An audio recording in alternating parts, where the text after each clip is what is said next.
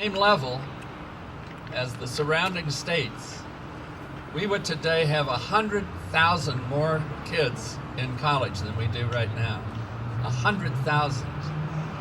Now that's not just 100,000 young people who have lost their opportunity for a college education, but imagine the economic impact on this state in the years ahead by failing to have those kids get the kind of education they need to prepare them for useful and productive lives in our society and to lift the whole society above where it is today.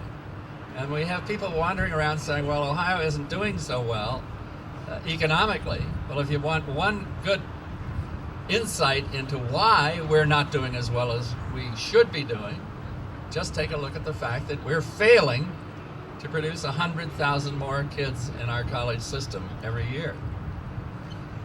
I was in Congress when they celebrated the 20th anniversary of the GI Bill of Rights.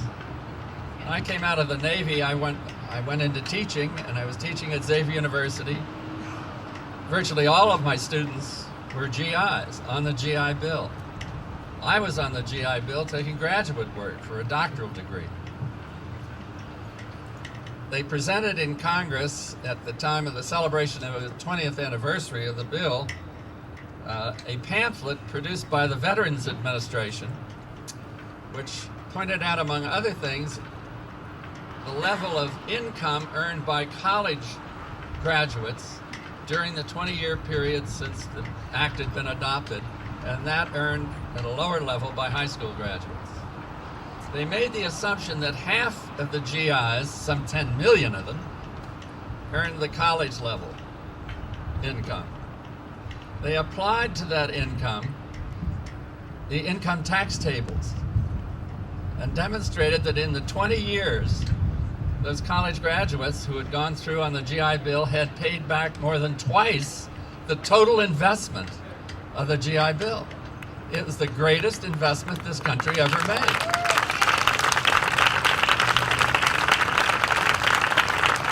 It transformed our society. It made the society and the economy that we have in this country today.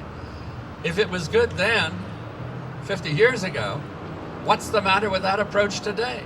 Why shouldn't we be doing the same thing for our kids today as was done for most of us 50 years ago?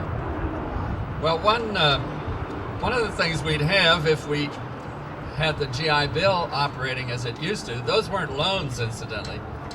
Those were outright gifts. The tuition was given to the GIs, living expenses were paid for them, books, the whole schmear. If they were married, they got a living stipend. And you could go as far as your wits could take you. You could go through graduate school. I know any number of doctors in Cincinnati whose medical education was paid for by the GI Bill. And again, today we're scrimping on pennies, depriving our kids of the kind of opportunity that we're capable of giving them. Well, one of the people who has served with great distinction in the Congress, and certainly served the people of Southeast Ohio, and indeed of all Ohio, for a long time now. I think he's in his fourth or fifth term. So as a guy who never got to be a sophomore in Congress, I was a freshman and I never got any further.